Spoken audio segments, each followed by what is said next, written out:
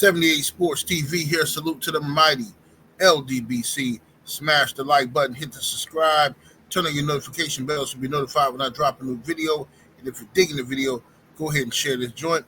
I'm here with my good brother, Too Raw, for TV in the building. What to do, Too Raw? Hey, what's up, brother? Chilling, man. Let's get right down into it, man. We got to talk about the state of the NBA right now. It's been a lot of talk, controversy surrounding how to improve the NBA. Ratings are down. There's just no competition. Guys are not competing the way they used to in prior years. All-Star Weekend is pretty much on the break of being ruined and destroyed. Guys aren't competing in the All-Star game.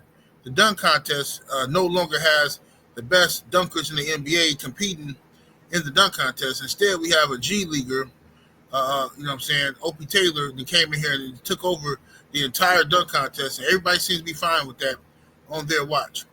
I'm offended. As a basketball fan, I'm offended. I'm upset with LeBron James. I'm upset with Steph Curry. I'm upset with Kevin Durant and everybody else who's a part of this era, who's supposed to be a leader of this era. All these guys who have gotten privilege after privilege, they're making way more money than Michael Jordan and them guys made in their era. They got more freedom. They have more power. And with that power, they have done nothing but ruin the NBA, in my opinion. The game is it's no longer fun to watch. And we're not the only people saying this. Fans are saying this. With their view, they're turning away from the game. They're not watching the NBA the way they used to, right? So, in your opinion, Terrell, because I want to know your thoughts, because I feel like this. It's a lot of guys that claim that they're max players, they get max contracts and this and that, but they don't feel that they have to put max effort in.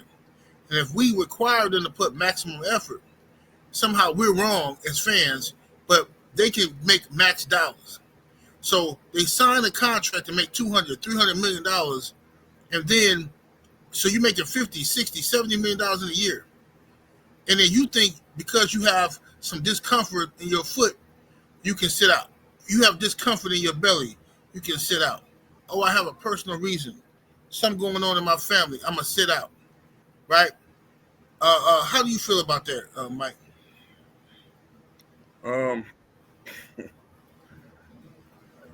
It's so many different things that, you know what I'm saying, we could touch on that I have an issue with, but in particular about the players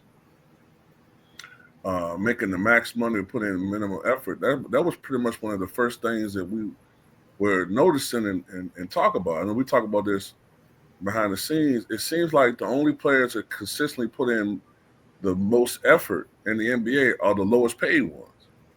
Right. And it's interesting how the players who make the most money conveniently always miss the most games, except for in the playoffs when they're forced to play more and or contract years. Suddenly when they're up for a renewal of a max contract, then suddenly they're playing the level that we know that they're capable of playing, and then suddenly they want to play 70 games, 75 games. Right. You know what I'm saying? But when they get that contract, then all of a sudden the level of play recedes. They start missing games here and there. Look, I'm not saying that players got to play all 82 games every season. Like that's never happened before. Players are going to get hurt. But when we start seeing guys like do what LeBron did during the All-Star break, where he claimed that he has some weird ankle injury that's keeping him from at the last minute competing on the stage where they need as much star power as possible. You whine about, people complain about, and him or others will complain about, well, the NBA isn't being marketed right, but then the so-called face of the league doesn't show up, takes photos in street clothes, and then a couple days later, you play back-to-backs, jumping through the gym. I mean, it's just the whole product is in just disarray, man. The way it's marketed, the players, just being complete jerks to the fans, not playing, low managing, the basketball style of play. It's just everything is wrong. The way the game is marketed. Sometimes it takes you 30 minutes to figure out where you can watch a game. Right. You know what I'm saying? Like, it took me, I think, 20 minutes to figure out where last night's game between the Lakers and Nuggets was played. I've forgotten the games come on ABC. So it's like there's just so many different things wrong with the league Yeah. right Yeah. You got League Pass. You're paying for League Pass, but you can't see the game. Even though you got League Pass, when you mistakenly thinking as a fan, if I buy League Pass, I get to see all the NBA games. now. Mm-hmm. That's cap. You don't. When you buy League Pass, if there's a game on national television, you're not getting that game on League Pass. If there's a game in your local area and you don't have cable to watch it in your local area, you're not getting it. So League Pass is a waste of money. I'm not renewing my contract with League Pass next year. It's a waste of money. I've had it 2 years, and when my TV is acting up, my cable acting up, and I got bad connection or something, and I can't watch the Bucks game on my local channel, or I can't watch the Bucks game on TV or TNT, and I go to League Pass and I can't get the game. It's like, what is this? So I got to go to an illegal stream to get the game. It's unbelievable. You might as well just go to the illegal stream every time. The NBA got to fix that. That's horrible. Horrible. Yeah.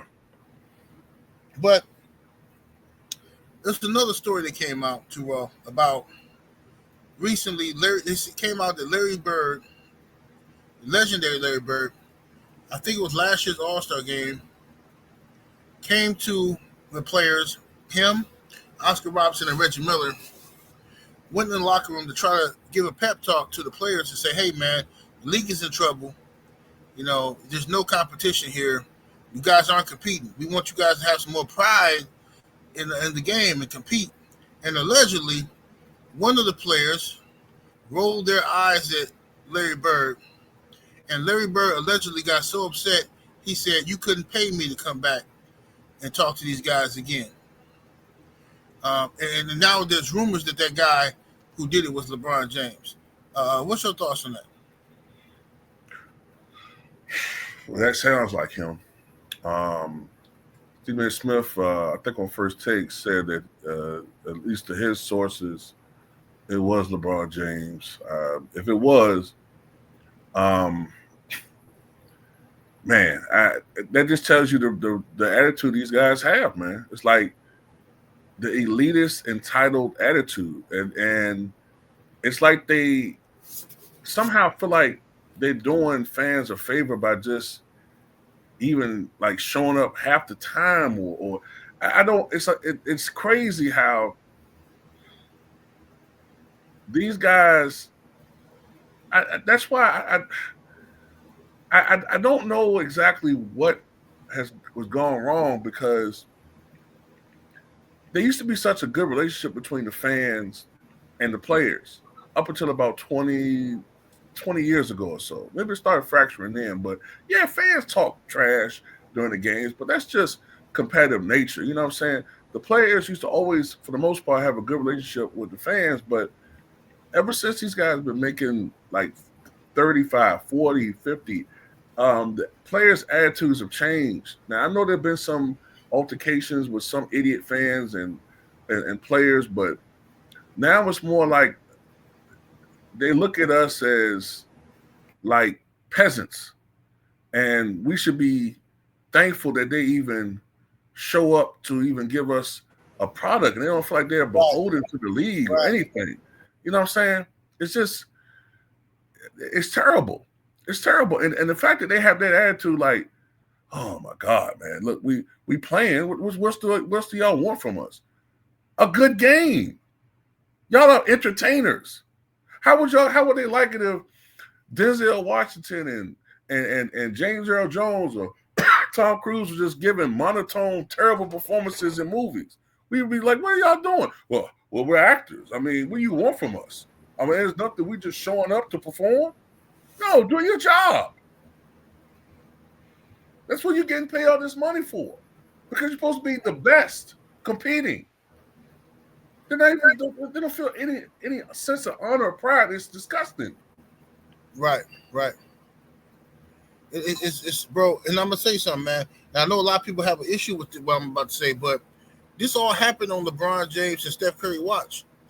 Kevin Durant, watch. All y'all, I'm so sick of hearing that athletes of today, the players of today are bigger, stronger, faster, more skilled. Everybody trying to downgrade the players of the past, but these guys showed up to play for less money and played harder and made a more entertaining game to watch. You dudes are spoiled of this era. You get more money, you're supposed to be more skilled, got all this technology, and you steady hurt. What Paul George is doing is a disgrace. What Joel Embiid is doing is a disgrace. What Jimmy Butler just pulled off is a disgrace. This is why I don't like this dude. Well, one of the reasons I don't like him. The fact that Jimmy Butler can talk his way out of every single contract, every single team, and people keep kissing his behind like he's some spoiled little kid. Oh, come on, Jimmy can do what he want to do. No, he can't. Jimmy Butler is making more money per year than Giannis Antetokounmpo. I want y'all to let that sink through your thick skull. Jimmy Butler, who's never won a championship, who's averaging 17, 18 points a game, is making more money than Giannis. He's making more than LeBron James. Y'all need to understand what I'm saying. This man talked his way out of Miami. Oh, well, I'm on the contract. I'm only going to make another $100 million with Miami. Nah, I want 150. What? And people siding with this dude. It's unbelievable. How does a man who's averaging 17, 18 points a game, hasn't won you a championship, you're already paying him $50 million a year. And to him, that ain't enough. I want an extension. I want more money taking me into old age. I want to be secure. Unbelievable. The fact that he got that off and Pat Riley had to trade him, I was rooting for Pat Riley to sit him on the bench and find him every day and not make an example. You got to make an example out of people like that. You cannot reward bad behavior. If you reward bad behavior, you're going to have a bunch of Ben Simmons, Paul Georges, and the rest of these guys who don't care about the future of the league. It was something that Stephen A. Smith said that I agree with. Stephen A. Smith said, these players of today are forgetting that what you do today is going to affect the next generation coming behind you. See what Jordan and Magic and Bird and all of them did, what they did was that affected, and that they left an era for LeBron James and Kobe and all these guys to come in and make buku dollars. They left an era for them to make buku dollars. Hold on one second. They left an era for them to make buku dollars, right? But what is LeBron James and Steph Curry and Kevin Durant leaving for the next generation? You got Anthony Edwards out here who's on pace to be like this phenomenal athlete, rivaling like the all-time greats. Now this dude don't even drive to the basket no more. He just shoot threes. You got Anthony Edwards out here shooting 15 threes a game, talking to Barack Obama crazy like that's his homeboy or something. The level of entitlement and arrogance with these dudes is disgusting with me. I'm so disgusted with this era of NBA players. And everybody trying to defend this era, I'm telling you right now, you keep defending these guys, we got a couple more years left before it's going to be some drastic changes. You wait till that new collective bargaining agreement. When does that one set? You know when that's set? I'm not sure. I want to say, don't quote me on this, but I want to say 2027, 28, but I'm not sure about that. It could be. And I'm going to tell you right now, these guys are not thinking about what's the guys coming behind them. The guys that are in middle school right now, fighting to be in the NBA. That's their dream. It's going to be harder on them because of guys what LeBron James, Steph Curry, and them have created. Yeah, they have created an atmosphere where everybody's friendly, happy-go-lucky. We all going to join teams together. We ain't going to compete in the All-Star game. I'm not going to compete in the dunk contest. And I don't care what nobody said. LeBron James not competing in the dunk contest was a big deal. He was the heir apparent. You're doing all these warm-up dunks, going between the legs and all this stuff, And when you don't compete in a dunk contest because of fear, that's all it is. LeBron, Zion, cowards. They didn't compete in a dunk contest because they're afraid to lose. Ja Morant too. John Morant, another one. He run around here with all these little make-believe guns and all this tough talk. But when it's one-on-one, when you got nobody to blame but yourself, you don't want to do it. And now, you don't want to do it because you're afraid of failure. You're afraid of getting put on a meme. You're afraid of the internet clowning you. So what? Now, you can't even, the NBA already got it set up to where these dudes can't even trash talk each other no more. You dunk on somebody, you mean mug them, technical foul. A little trash talk going up and down the court, technical foul. A little bumping, technical foul. They didn't turn this league into softness. And Adam Silver himself said that he did it. He mentioned Steph Curry specifically. Adam Silver, the commissioner of the NBA, said that Steph Curry, guys like Steph Curry, wouldn't be able to do what they do in the 90s because big guys would just knock him to the ground. So what? If it was good enough for Allen Iverson, who the hell is Steph Curry to where he can't do what Allen Iverson did? Y'all call this man the greatest shooter of all time. Oh, Steph revolutionized the game. He had a whole lot of help revolutionize the game too. Whole lot of rule changes. Babying, pacifying. I love that Steph can shoot a long-range three. But I don't know how authentic that is if y'all change the rules to protect the dude. Am I tripping? Nah, the freedom of movement rule, I think it was 2019, that rule was pretty much put in place specifically for guys like Steph Curry to make it even harder to stop him. And like I said, I love Steph, man. You know, I like his personality, but an argument can be made that his play style and the influence of his play style was bad for the league. Because there's too many dudes that's trying to influence his play style that don't need to be influenced. They don't need to be trying to shoot like him. They don't have his game set. Klay Thompson, Steph Curry, hell, Ray Allen wasn't even like that when he first played. Ray could shoot, but Ray would take the cup. Ray could yam on you. You know what I'm saying? Ray had the mid range. As he got older, he became more of a spot up 3-point shooter. But like I said, but most players weren't like Steph Curry, and everybody's trying to be like him. And you don't want a league where everybody's doing the same thing. It becomes boring. It's horrible to watch. It's become a 3-point contest. When I was growing up, the NBA was like a war. It was a battle in the trenches. Like when you looked at two teams competing in the 90s, especially late 90s, early 2000s, the two key metrics I always looked at were three key metrics: turnovers, points in the paint, and rebounding. That usually determined if you won two or all three of those metrics. Usually that was what determined the game. Now it's who wins the 3-point contest, because that's basically what the game is now. And that's, we already have a 3-point contest. That's an all-star break. Right. I don't want to see that every single game. It's fine to have a team whose style is like that. But with every team playing the same way, man, it just becomes boring to watch. It's terrible. And the excitement is gone. Like Isaiah Thomas said, they've taken away the most exciting thing from the NBA, which is the fast break. The fast break, dudes running up and down court, dunking on somebody, mean mugging, all that stuff that would be great in this era to go viral with memes and shorts and stuff like that. They've taken that away to protect the fragile ego of these soft players. Oh, don't mean mug him, Giannis. Don't dunk on him like that and stare at him. That's a foul. No, that's a technical. We don't want to embarrass people. Now you got guys running down court on a so-called fast break and pulling up for a three. Sad business, man. Sad business. Yeah, man. It could be a 3-on-1 fast break, and all three of them. All three run behind 3-point line.